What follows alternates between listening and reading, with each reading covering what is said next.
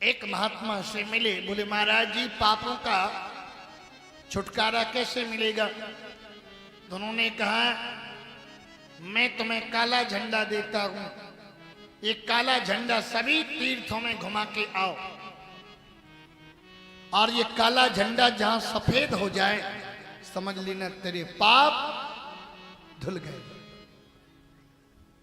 और एक बात बताऊं, पाप कोई चाहे 10 कोठरी के अंदर करे, चाहे उजेले में करे, चाहे अंधेरे में करे, जगत में पाप को भले ना देखा हो प्यारे, जगदीश हर जगह देखता है।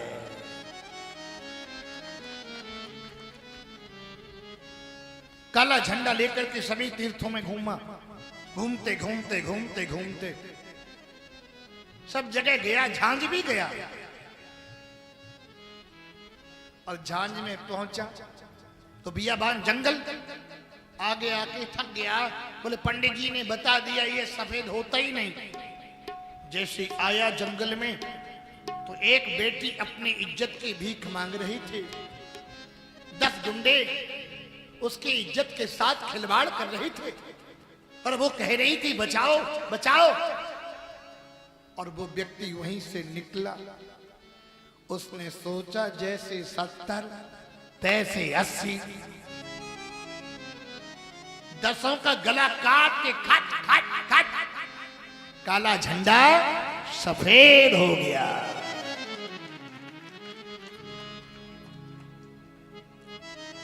भरत मुनि ने सोचा मेरा धर्म बनता है इसके प्राणों की रक्षा करना, और जाकर के हिरण के बच्चे को ले लिया। हिरण के बच्चे को ले लिया, आश्रम में ले आए, कुटिया में उसको दूध पिलाते हैं, उसको लिटाने की व्यवस्था करते हैं, और हिरण के बच्चे पर हाथ फेरते हैं। थोड़ा बड़ा हो गया तो जीभ से चाटने लगा, सींग से खजलाने लगा। भरत मुनि सोचने लगे बच्चा मुझे बड़ा प्रेम करता। भरत मुनि को भी प्रेम हो गया उससे। ध्यान देना, बड़ी सुंदर कथा है, नहीं फिर कल कहो समझ में नहीं आया। बोलो जय श्री कृष्ण। भरत मुनि का तप करना भूल गए, भजन करना भूल गए, पूजा पाठ करना भूल गए, और जंगल में किस लिए आए थे? आए थे हरि भजन को, ओटन लगे कपास। पूजा करना पाठ करना सब भूल गए।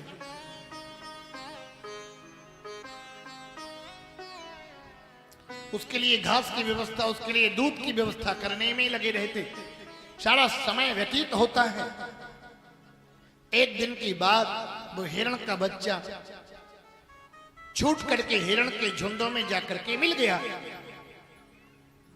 और हिरण के झुंडों में मिल गया। भरत मुनि रोने लगे, हमारे हिरण का बच्चा कहां चला गया, हमारे हिरण का बच्चा कहां चला गया। और ऐसा करते करते करते करते भरत मुनि का शरीर छूट गया,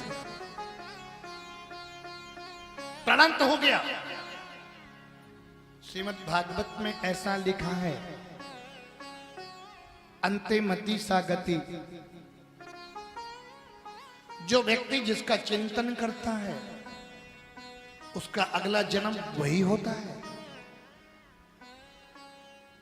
जो व्यक्ति कुत्ते को पालता है, कुत्ते के साथ खाता है, कुत्ते के साथ सोता है, तो हम यही सोचते हैं ये व्यक्ति अगले जन्म में कुत्ता बनने की तैयारी कर रहा है। आजकल लोग गाय पालन बंद कर गए।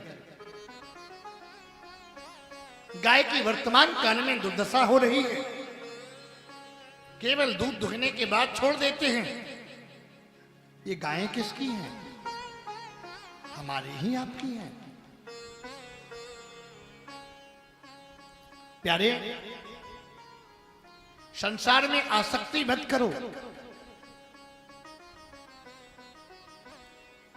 संसार में किसी से ज्यादा आसक्ति नहीं करो, और आसक्ति ही, आशा ही दुख का कारण बनता है। आशा ही परमं दुखम नैराश्यम परमं सुखम। आशा ही दुख का कारण है। भरत मुनि हिरण बने अगले जन्म में, और हिरण बने, रास्ता थोड़ा सा बना के रखेंगे।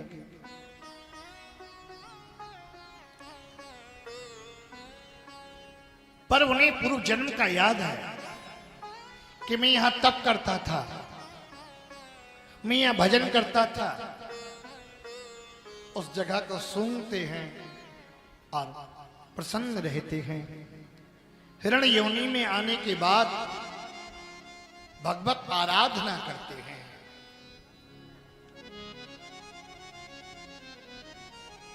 मानव जन्म मिला तो ये विषय भोगों के लिए नहीं मिला।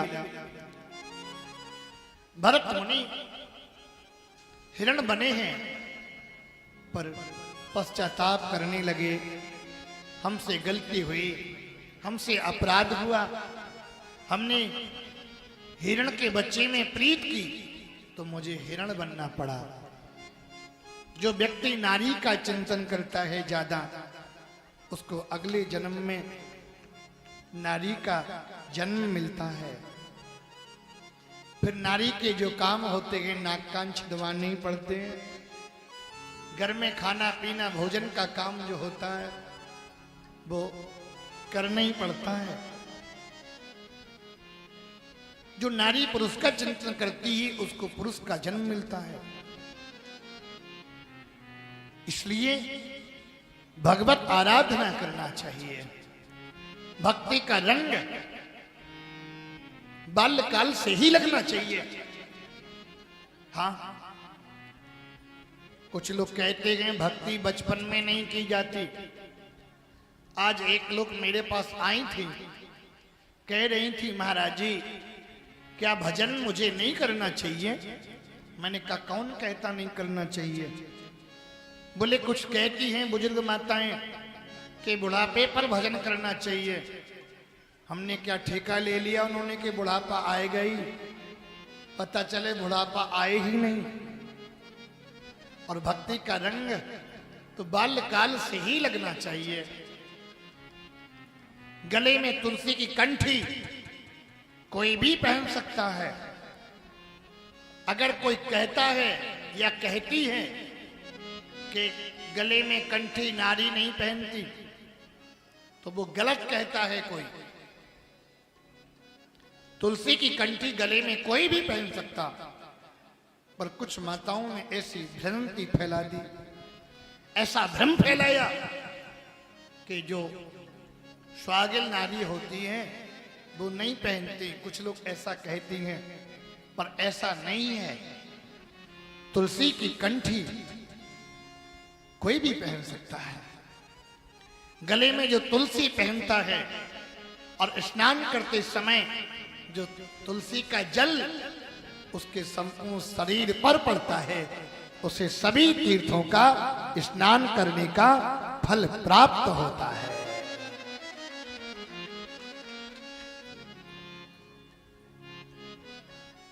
56 प्रकार के व्यंजन बने और अगर उसमें तुलसी दल न छोड़ें तो भगवान ग्रहण नहीं करते। ऐसे ही स्तन में तुलसी पहन करके ये मानव तन गोविंद को समर्पित करना है। सज्जनों, हिरण बने घूमते हैं पर पश्चाताप करते हैं, हमसे अपराध हुआ, हमसे भूल हुई, हमसे गलती हुई। हिरण का शरीर त्यागा तो अगले जन्म में वही अंगिरा ऋषि के कुल में इनको जन्म मिला।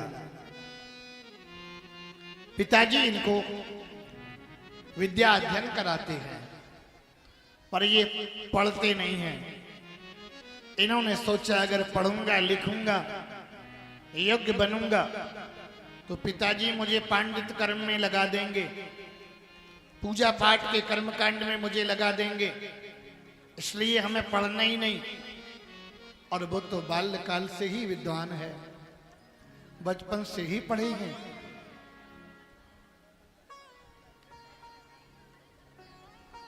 गायत्री मंत्र बाल्यकाल से ही नहीं याद है। ओम भूर्भुवः स्वः तत्सः पितुर्वरेण्यं भर्गो देवस्य धीमहि धियो यो नः प्रचोदयात्। ब्राह्मण को गायत्री मंत्र जरूर जप करना चाहिए। ब्राह्मण का परम धर्म बनता है कि गायत्री जप करे।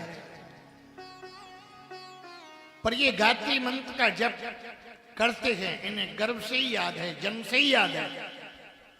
पर पिताजी पढ़ाने लिखाने के चक्कर में ये पिताजी के सामने पागल से रहने लगे, पढ़ते लिखते नहीं हैं, मूर्खों जैसा आचरण करने लगे और भ्रमण करने लगे। घर परिवार के लोगों ने कहा ठीक से पढ़ते लिखते नहीं हैं, कुछ इनसे काम ही लिया करो। जड़ भरत को इनका नाम पड़ गया, जड़ भरत।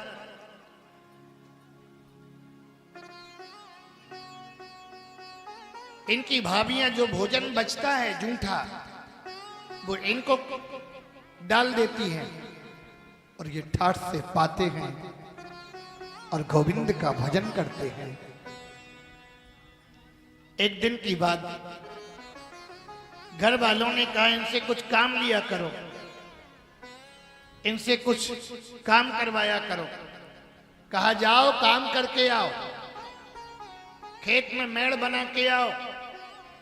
उन्होंने सोचा आज अगर मेड़ बना देंगे तो कल और बड़ा काम दे देंगे। तो खेत में इन्होंने गड्ढा कर दिया।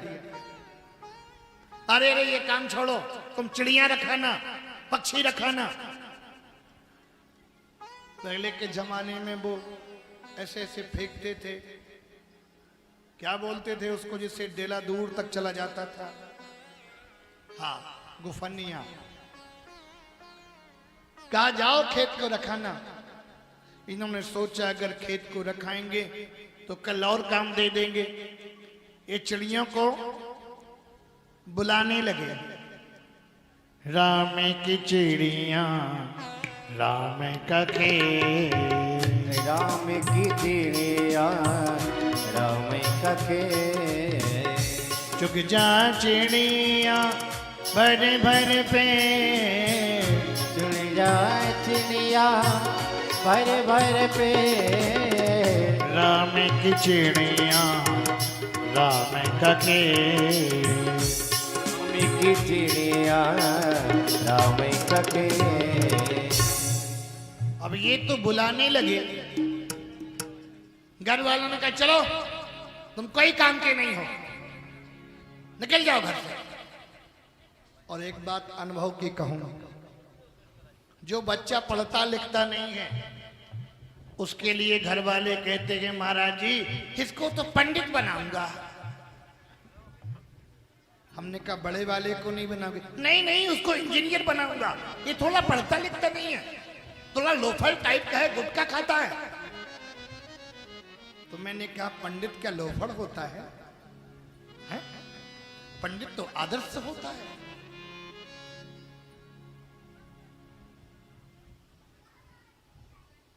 निकम्मा बन के घूमते हैं। कोई सम्मान कर दे तो कोई प्रसन्नता नहीं है, कोई अपमान कर दे तब भी कोई नाराजगी नहीं है।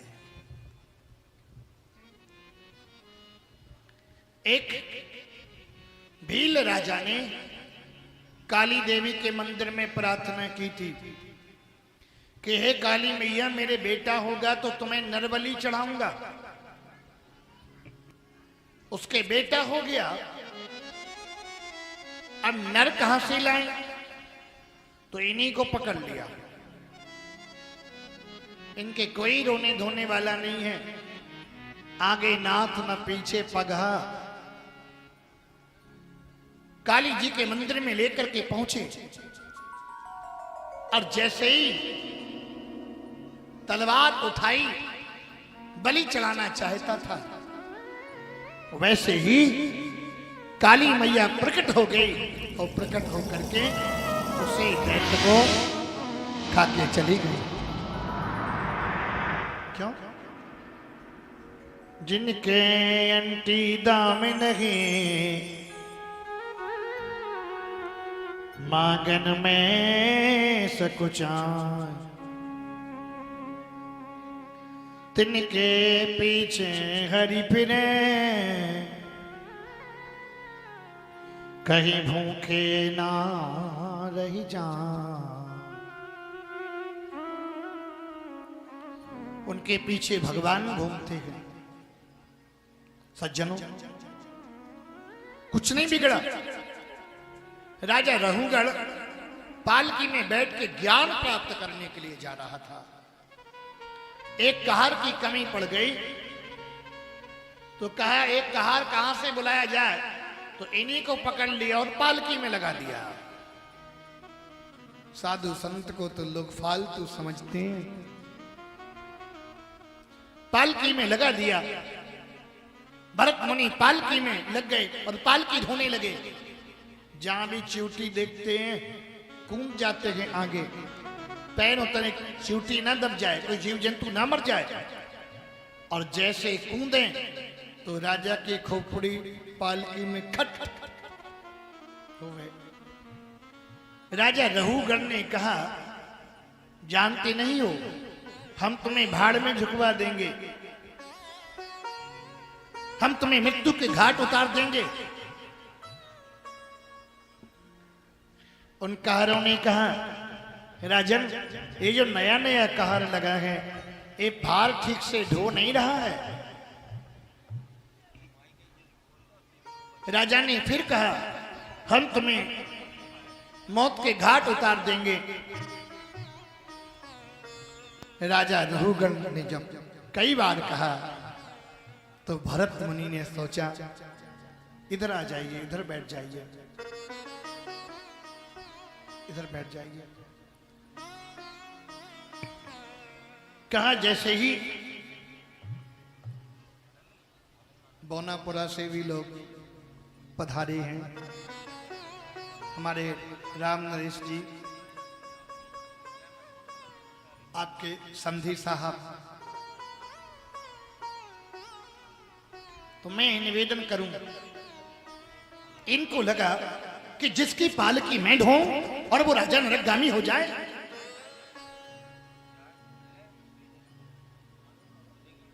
भरत मुनि बोल पड़े, राजन मैं एक बात पूछना चाहता हूं, दंड शरीर को दोगे या आत्मा को दोगे?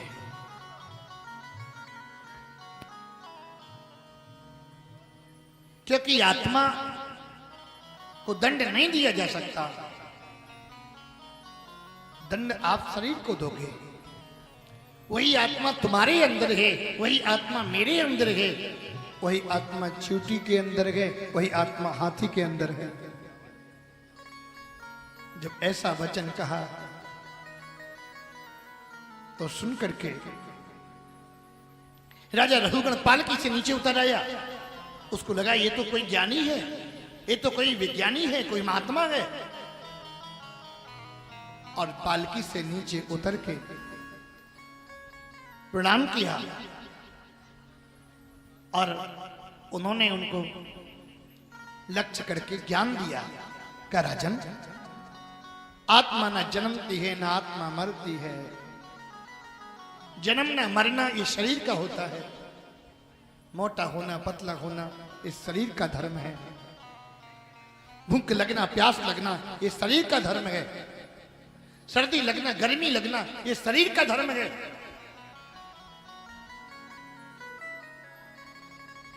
पर मैंने एक दिन कहा था, विचार करना एकांत में लेटे हो कि मैं कौन हूं, मैं कहां से आया हूं, मैं हाथ हूं कि पैर हूं, नाक हूं के ओंठ हूं के गाल हूं, पेट हूं के पीठ हूं, मैं कौन हूं? मदालसा ने अपने पुत्रों को ज्ञान की लोरी दी थी। शुद्धोसी बुद्धोसी निरंजनोसी, संसारे माया परिभज्रतोसी,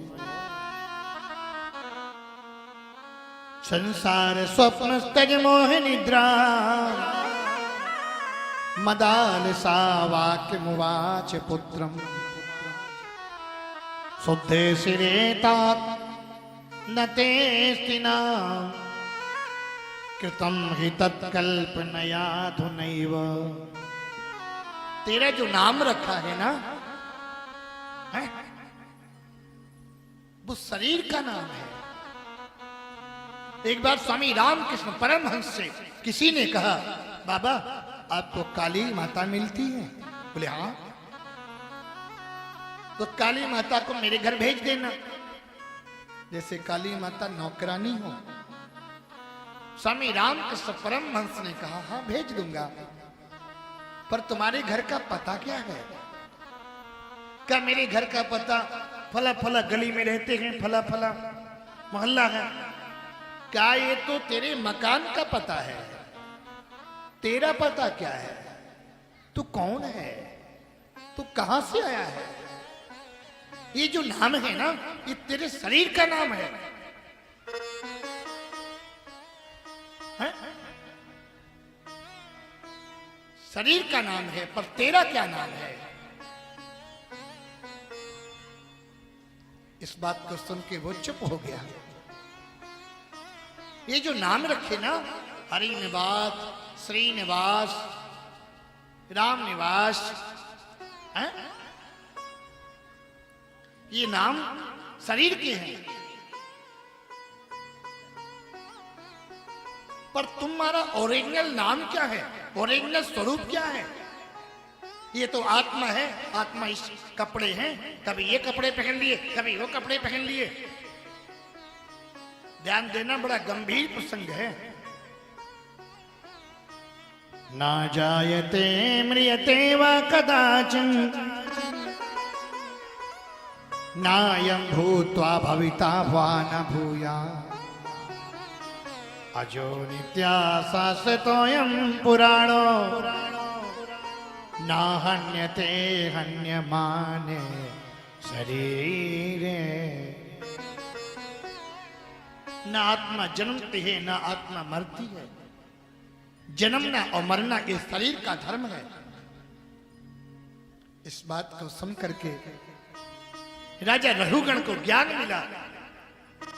कहा, जैसे शरीर का संबंध इंद्रियों से है, इंद्रियों का संबंध आत्मा से है। जैसे हम लोग चावल बनाए तो नीचे अग्नि जलाए चूल्हे में, उस पर बटली रखें, बटली में पानी डालें, पानी में चावल डालें, तो पहले क्या होगी? गरम बटली होगी, इसके बाद फिर पानी गरम होगा, उसके बाद फिर चावल गरम होगा, पर चावल वो सिद्ध होगा। इसलिए आत्मा न जन्मती है न मरती है। अरे ये कपड़े पहनो, दूसरे, ये कपड़े फेंको, दूसरे फिर पहनो, नए वस्त्र पहनो।